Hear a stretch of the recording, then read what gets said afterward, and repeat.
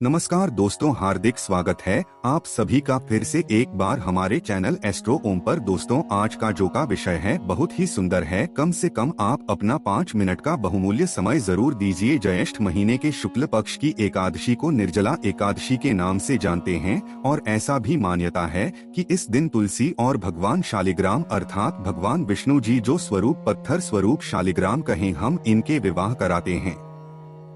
इस दिन से ही मांगलिक कार्य जो होता है शुरू हो जाता है। तो हिंदू धर्म अनुसार इस दिन भगवान विष्णु अपने 4 महीने की योग निद्रा से जाकर के धरती लोक का कार्यभार संभालते हैं। तीनों लोक का कार्यभार संभालने का काम करते हैं। जिस दिन महिला और पुरुष ये दोनों मिलकर के घर में तुलसी और भगवान शालिग्राम की विवाह जरूर करें। तो आप में से बहुत सारे लोगों में कमेंट करके पूछ रहे थे कि गुरुजी ये बताइए निर्जला एकादशी की व्रत कब रखें। तो निर्जला एकादशी जो तिथि है 2022 में बुधवार 31 जून को संध्या काल 7:30 में शुरू हो जाएगा, जो कि अगले दिन 1 जून को संध्या काल 6:08 में समाप्त होगा। तो आपको 31 मई को ही व्रत रखना है। ये जो आज की वीडियो है बहुत ही सुंदर है। आज मैं आप लोगों को निर्जला एकादशी संबंधी संपूर्ण जानकारी बताऊंगा। जी जानकारी आपको व्रत के पूर्ण रूप से फल मिलेंगे। अगर आप व्रत नहीं रखे फिर भी अगर आप ये वीडियो देख लेते हैं तो बिना व्रत करे ही आपको एकादशी के पूर्ण रूप से फल प्राप्त होगा। मैं आप लोगों को कुछ गुप्त जानकारी भी बताऊंगा और साथ ही साथ इस बताऊंगा ऐसी कौन सी उपाय है जिस उपाय को करने के बाद माता लक्ष्मी और भगवान विष्णु जी की विशेष रूप से हमें कृपा प्राप्त होती है। हमारे गरीबी एवं दिन दुखी समाप्त होते हैं। ये सारी जानकारी पाने के लिए कम से कम आप अपना 5 से 7 मिनट का बहुमूल्य समय जरूर दीजिए। वीडियो में आगे बढ़ने से पहले, जानकारी बताने से पहले सभी दर्शकों से गुजारिश करना चाहूँगा, वीडियो में आगे बढ़ने से पहले अभी तक आपने हमारे वीडियो को लाइक नहीं किए तो वीडियो को लाइक करें, चैनल को सब्सक्राइब जरूर कर लीजिए और बाजू में बने जो बेल का आइकन है वो भी प्रेस कर लीजिए, ताकि जब भी मैं इस प्रकार के नए नए यूजफुल जो ज्ञान भरी वीडियो डालूं इसका नोटिफिकेशन आपको सबसे पहले मिल सके। देखिए, हमारे चैनल का मकसद है जनहित एवं जन कल्याण करना। तो सर्वप्रथम जानते हैं देव उठनी एकादशी की कथा। ऐसा माना जाता है जो भी साधक सच्चे मन से देव उठनी एकादशी की कथा को ध्यान पूर्वक सुनते हैं तो ऐसे व्यक्ति की जन्मों की गरीबी एवं जन्मों के पाप दोष मिट जाते हैं, व्यक्ति दोष रहित हो जाते हैं। फिर ऐसे व्यक्ति जीते जी सुख को भोगते हैं और मृत्यु के उपरांत, मृत्यु के पश्चात आपको विष्णु के वैकुंठ की प्राप्ति होती है। कथा ध्यान से सुनना, फिर इसके बाद और भी इसके गुण भरी जानकारी बताऊंगा। तो पौराणिक कथा के अनुसार एक राज्य में सभी लोग एकादशी व्रत रखते थे। उस दिन नगर के किसी भी व्यक्ति या पशु पक्षी जो है अन्न नहीं खाते थे। यहाँ तक कि दाना भी जो पशु पक्षी हैं वो नहीं खाया करते थे। एक समय ऐसा हुआ कि किसी दूसरी जगह की एक व्यक्ति ने राजा के दरबार में पहुंचा। एक व्यक्ति राजा के दरबार में और नौकरी देने की प्रार्थना करने लगा। तब राजा ने कहा, नौकरी तो ठीक है लेकिन एक शर्त है कि माह में 2 दिन एकादशी के व्रत आते हैं और हमारे संपूर्ण राज्य में एकादशी व्रत के दिन अन्न नहीं आपको मिलेगा, अर्थात यहाँ कोई भी अन्न नहीं खाते तो आपको अन्न नहीं मिलेगा। राजा ने नौकरी की ये शर्त उन्हें बताई। उस व्यक्ति ने नौकरी के लिए राजा की शर्त मान ली और अगले माह एकादशी व्रत था, उस दिन उसे अन्न नहीं मिला। उसे फलाहार की सामग्री दी गई। वह के दरबार में पहुंचा और राजा जी से कहने लगे कि हे महाराज, फल से मेरा पेट नहीं भरेगा, मुझे अन्न चाहिए। यदि अन्न नहीं खाऊंगा तो मेरे प्राण निकल जाएंगे। राजा के सामने वह व्यक्ति गिड़गिड़ाने लगे। कथा ध्यान से सुनना, ज्ञान भरी जानकारी, अच्छे कथाएं। इस कथा को सुनने मात्र से आपकी गरीबी मिटेंगे। कमेंट बॉक्स में ओम नमो भगवते वासुदेवा जरूर लिखना। तो दर्शकों, राजा ने उस व्यक्ति को, जो नौकर थे, उस व्यक्ति को उनके शर्त की याद दिलाई। फिर भी वह राजा से अन्न की मांग लगा। उसकी स्थिति देख करके राजा ने उसे अन्न देने का आदेश दिया। उसे आटा, चावल, दाल, ये जितने भी अन्न पकाए जाते हैं सारी चीजों को दे दिए गए। वह नदी के तट पर पहुंचा और सबसे पहले स्नान किया, फिर भोजन तैयार करने लगा। जब वह खाना बन गया तो उसने भगवान से प्रार्थना की कि भोजन तैयार है, आप भोजन ग्रहण करें। उसकी प्रार्थना सुनकर के भगवान विष्णु अपने चतुर्भुज रूप में आकर के पीले वस्त्र धारण किए हुए उनके सामने में प्रकट हुए। और ध्यान से सुनना, उसने प्रभु के लिए जो भोजन परोसा, भगवान विष्णु ने अपने उस भक्त के साथ भोजन करने लगे। भोजन के बाद भगवान अपने लोक वापस गए, उनके साथ भगवान भोजन किए और अपने धाम वापस चले गए। वह व्यक्ति अपने काम पर फिर वापस चला गया। जब फिर अगली एकादशी आई तो उसने राजा से कहा कि उसे 2 गुना अन्न दिया जाए, अर्थात उस दिन जो अन्न दिए थे वह अन्न गए। पहली एकादशी पर वह भूखा ही रह गया क्योंकि सारे भोजन भगवान ही खा गए।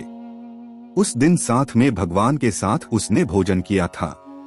तो अब महाराज से वो बोलने लगे कि महाराज, आज जो है मुझे 2 गुना अन्न दे दीजिए। उसके बाद सुनकर के राजा अचरज में पड़ गया। राजा ने कहा कि तुम्हारी बात पर विश्वास नहीं है कि तुम्हारे साथ भगवान बैठ करके भोजन करते हैं। वह तो सभी एकादशी व्रत यहाँ पे सब लोग रखते हैं, किसी के साथ में भोजन नहीं करते, आपके सामने कैसे भोजन कर सकते हैं? इस प्रकार से जो राजा हैं, उनके मन में संदेह हुआ। लेकिन देखिए, जो राजा हैं, उन्हें भी भगवान के दर्शन के बहुत ही अभिलाषा थी। तो इस पर नौकर ने राजा से कहा कि आपको विश्वास नहीं है, भगवान मेरे साथ में भोजन करते हैं, तो आप मेरे साथ चल कर के देख लीजिए। एकादशी के दिन राजा एक पेड़ के पीछे छिप कर के देखने लगा। नौकर ने हमेशा की तरह नदी में स्नान किया और भोजन तैयार किया। उसने कहा कि भगवान भोजन तैयार है, आप भोजन ग्रहण करें। इस बार भगवान नहीं आए। उसने कई बार पुकारा लेकिन भगवान नहीं आए। तब उसने कहा कि यदि आप नहीं आए तो वह इस नदी में कूद कर के जान दे देगा। उसने फिर भगवान को पुकारा लेकिन भगवान नहीं आए तो वह नदी में कूदने के लिए आगे बढ़ा। तभी भगवान प्रकट हो गए और उसके रोक लिया और उसके साथ में बढ़कर के भगवान भोजन किया।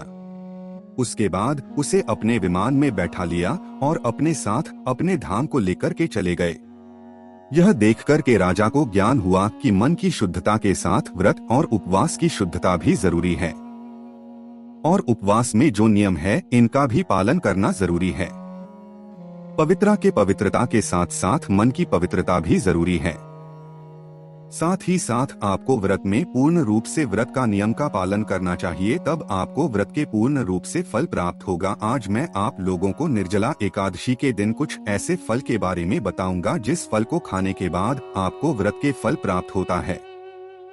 साथ ही साथ अगर आप इस फल को गौ माता को खिला देते हैं, किसी ब्राह्मण को देते हैं, छोटी बच्ची को दे देते हैं, तो बिना व्रत रखे ही आपको एकादशी व्रत के पूर्ण रूप से फल प्राप्त होगा। जीते जी आपको यहाँ पे सुख मिलेंगे। मृत्यु के उपरांत आपको भगवान के धाम की प्राप्ति होगा। साथ ही साथ आपकी गरीबी, निर्धनता एवं जीवन में चली परेशानी वो भी दूर। अभी तक कमेंट बॉक्स में ओम नमो भगवते वासुदेवा नहीं लिखे तो लिख देना।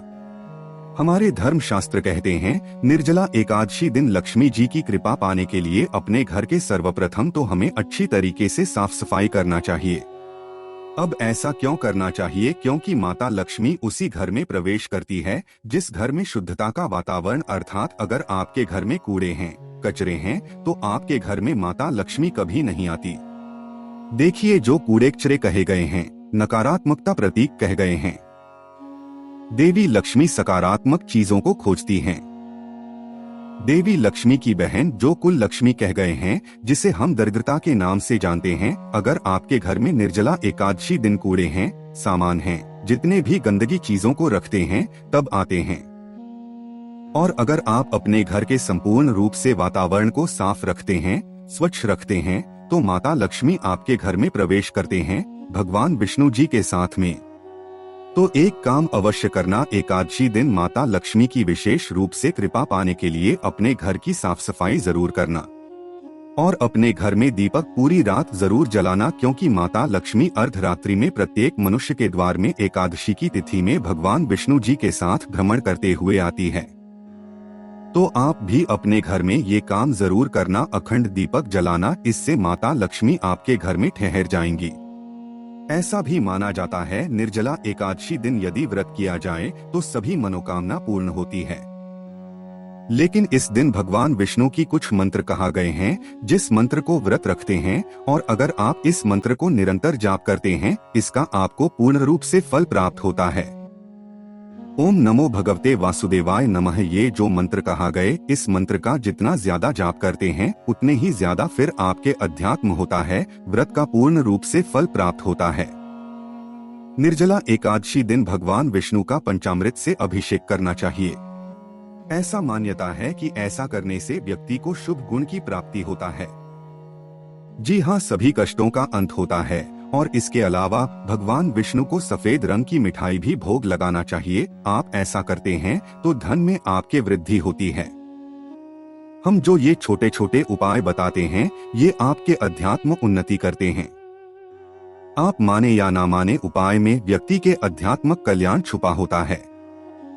और ऐसा भी माना जाता है, घर की सुख इस वृद्धि के लिए निर्जला एकादशी के दिन किसी मंदिर में एक नारियल और बादाम जरूर चढ़ाना चाहिए। अब ऐसा क्यों करना चाहिए? इसके पीछे भी कारण है। अगर आपके कोई काम अटक रहे हैं, आपके काम नहीं बन पा रहे हैं, तो एक नारियल के साथ में आपको थोड़ा सा बादाम, 5 बादाम चढ़ा भगवान विष्णु जी को, आपके रुके हुए काम बन जाएंगे। और जरूरतमंद लोगों को अगर पीले कलर की कोई भी चीजों का आज के दिन दान करते हैं, निर्जला एकादशी एक दिन, तो जीवन में आने वाले सभी प्रकार की समस्या खत्म हो जाती है। जो लोग राजनीतिक क्षेत्र से जुड़े, ऐसे व्यक्ति को बहुत ही तरक्की मिलता है। एक बात आप सभी दर्शकों को बताना चाहूंगा, निर्जला एकादशी दिन माता तुलसी के पूजन जरूर करना चाहिए और शाम के समय तुलसी के पौधे के समक्ष घी का दीपक जलाना चाहिए। और इसके साथ ही भगवान विष्णु की जो मंत्र बताया हूँ, नमो भगवते वासुदेवा, इस मंत्र का जाप करना। और माता तुलसी को इस दिन आप जो है चुनरी लाल कलर की जरूर भेंट कर देना। इससे आपके घर में धन के भंडार बढ़ते हैं। लेकिन इस दिन तुलसी के पौधे को हिलाना नहीं चाहिए, धुलना नहीं चाहिए, क्योंकि इस दिन तुलसी माता स्वयं व्रत रखती। आइए अब इस वीडियो में जानते हैं निर्जला एकादशी को क्या ना करें, क्योंकि ये जानना जरूरी है। अगर आप निर्जला एकादशी के दिन कुछ गलती कर बैठते हैं तो इसके कारण आपको व्रत का पूर्ण रूप से फल प्राप्त नहीं होता। इसलिए आपको निर्जला एकादशी में ये बिल्कुल ही कुछ कार्य जिसे करने से रुकना चाहिए। मैं सभी दर्शकों को बताना चाहूंगा, प्राचीन ज्ञान चैनल का मकसद है जनहित एवं जन कल्याण करना। इसलिए आप सभी दर्शकों को इस प्रकार ज्ञान भरी जानकारी बताए जाते हैं, जिससे आप सभी दर्शकों का अध्यात्म उन्नति हो। हिंदू धर्म के अनुसार एकादशी चावल का सेवन नहीं करना चाहिए। देखिए, अगर आप चावल खाते हैं तो एक टाइम खा सकते हैं, जो लोग बीमार पड़े हैं, लेकिन प्रत्येक मनुष्य को चाहिए कि निर्जला एकादशी के दिन व्रत जरूर रखें। अब इसके पीछे मैं आप लोगों को कारण भी बताऊंगा वीडियो की आखिरी में। इसके साथ ही निर्जला एकादशी के दिन किसी भी प्रकार के अन्न के द्वारा, अर्थात दूसरे के द्वार में जाकर के आपको भोजन नहीं करना चाहिए। इससे आप उनके ऋणी हो जाएंगे, आपको उनका ऋण चुकाना पड़ सकता है। एकादशी पर मन से कर्म से भगवान विष्णु जी का आपको ध्यान करना चाहिए। हमारे धर्मशास्त्र कहते हैं, निर्जला एकादशी पर ध्यान से सुनिएगा, कौन सी जो भोजन आपको अपने घर में सब्जी नहीं पकाना है। अगर आप ये सब्जी पकाते हैं तो आपके व्रत खंडित भी हो सकते हैं। और जो व्यक्ति घर में अगर इन्हें खाते हैं तो उन्हें भी पाप लग सकते हैं। तो पाप लगने से आपको बचना चाहिए। तो हमारे धर्मशास्त्र कहते हैं, निर्जला एकादशी पर गोभी, पालक, ये जो चीज कहे गए हैं, इनका सेवन नहीं करना चाहिए। निर्जला एकादशी व्रत रखने वाले व्यक्ति को बिस्तर पर नहीं सोना चाहिए, जमीन पर ही सोना चाहिए। और एकादशी वाले दिन पर आपको बाल है, नाखून है, नहीं कटवाना चाहिए। एकादशी के दिन संयम और सरल जीवन आपको जीने का प्रयास करना चाहिए। और इस दिन कम बोलना चाहिए, क्योंकि जो लोग ज्यादा बोलते हैं, ऐसे व्यक्ति पर भगवान विष्णु बहुत ही नाराज होते हैं। और आपको भूल करके किसी भी व्यक्ति को कड़वी वचन नहीं बोलना चाहिए। अब आइए इसमें जानते हैं कि निर्जला एकादशी दिन कौन सी चीज को खाने से हमें पुण्य की प्राप्ति है। तो देखिए, निर्जला एकादशी दिन आपको क्या करना चाहिए। आपको व्रत पारण करते समय, जैसे कि निर्जला एकादशी की आप व्रत रखे हैं, व्रत जो है व्रत खोलना है आपको शाम के समय में, रात के समय में। तो आपको करना क्या है, निर्जला एकादशी के दिन तिल के लड्डू जरूर खाना है। लेकिन तिल के लड्डू खाने से पहले आपको गन्ने का रस आपको पीना चाहिए। तिल के लड्डू खाना चाहिए, पीले कलर के लड्डू का प्रयोग करना चाहिए। ये सारी चीज सर्वप्रथम तो आपको भगवान विष्णु जी को चढ़ाना चाहिए। भगवान विष्णु को चढ़ाने से बहुत प्रसन्न होती है। जैसे भगवान विष्णु को जो व्यक्ति तिल के लड्डू चढ़ाते हैं। एक धर्म कथा के अनुसार एकादशी अगर आप तिल के लड्डू भगवान विष्णु को नहीं चढ़ाते हैं तो अब के व्रत पुनः उसे फल प्राप्त नहीं हो पाता। आप व्रत रखें या ना रखें कोई बात नहीं, अगर इस दिन अगर आप तिल के लड्डू भगवान विष्णु को केवल एक ही तिल के लड्डू चढ़ा देते हैं तो के बराबर आपको पुण्य की फल प्राप्त होगा।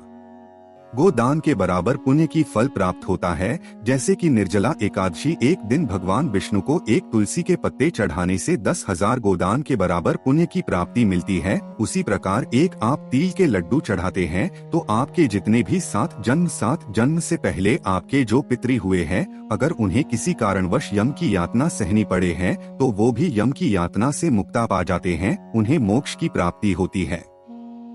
ऐसा माना जाता है इस दिन भगवान विष्णु को तिल के लड्डू जरूर चढ़ाना चाहिए, कोई भी वस्त्र हो अर्पित करना चाहिए, केले चढ़ाना चाहिए, इससे भगवान विष्णु बहुत प्रसन्न होते हैं। और इस दिन तुलसी के पत्ते खाए बिना आपको व्रत नहीं तोड़ना है। सर्वप्रथम तो भगवान विष्णु को तुलसी के पत्ते सहित आपको जो भोग रहे हैं वो भोग लगाना है, और आपको बाद में जब आप ये भोग खाना शुरू करेंगे तो आपको तुलसी, क्योंकि भगवान के चढ़ाए हुए भोग को ही आप खाकर के व्रत तोड़ेंगे तो आपको तुलसी के पत्ते भी प्रयोग में लाना है। तिल के लड्डू आपको जरूर खाना है और तिल के लड्डू दान जरूर करना है। और इस दिन क्या दान करें तो सर्वप्रथम आप जो है इस दिन अन्न दान जरूर करें। अन्नदान को परमदान कह गए हैं। आप चाहते हो तो श्रोण दान कर सकते हैं, लेकिन इस दिन गौ माता को 5 तिल के लड्डू खिलाना ना भूलें। मैं वीडियो को पहले ही बताऊं कि आप व्रत रखें हैं या ना रखें, इससे कोई फर्क नहीं पड़ता। हमारे धर्मशास्त्र कहते हैं अगर निर्जला एकादशी के दिन अगर कोई भी व्यक्ति सच्चे मन से पवित्र भाव के साथ अगर गौ माता को 5 तिल के लड्डू खिला देते हैं तो ऐसे व्यक्ति के बिगड़े हुए काम बन जाते हैं, ऐसे व्यक्ति पर प्रसन्न होते हैं, ऐसे व्यक्ति को मरने के बाद मोक्ष की प्राप्ति होती है, और ऐसे व्यक्ति जीते जी शोक भोगते ही भोगते हैं, अंत में भगवान विष्णु जी के धाम चले जाते हैं। आप व्रत रखिए या ना रखें, लेकिन देवउठनी एकादशी 5 तिल के लड्डू भगवान विष्णु जी को समर्पित कीजिए और 5 तिल के लड्डू आप जो है गौ माता को खिला दीजिए। गौ माता के शरीर में समस्त देवी देवता वास करते हैं, इसलिए ऐसा कहा गया है 5 तिल के लड्डू गौ माता को खिलाते हैं तो भगवान विष्णु बिना व्रत के आपको मोक्ष दान कर देते हैं। हम सब व्रत क्यों रखते हैं? ताकि हमारे पाप धुले। आप 5 लड्डू गौ माता को खिलाते हैं तो आपके पाप भी धुल जाते हैं, क्योंकि गौ माता की स्वयं भगवान श्री कृष्ण भगवान विष्णु जी ने कृष्ण रूप धारण करने के बाद कृष्ण अवतार में काफी सेवा की है। गौ माता की सेवा समस्त देवी देवताओं ने किए हैं। गौ माता की सेवा को अति उत्तम सेवा कहे गए हैं, तो गौ माता को जो है तिल के लड्डू जरूर खिलाइए।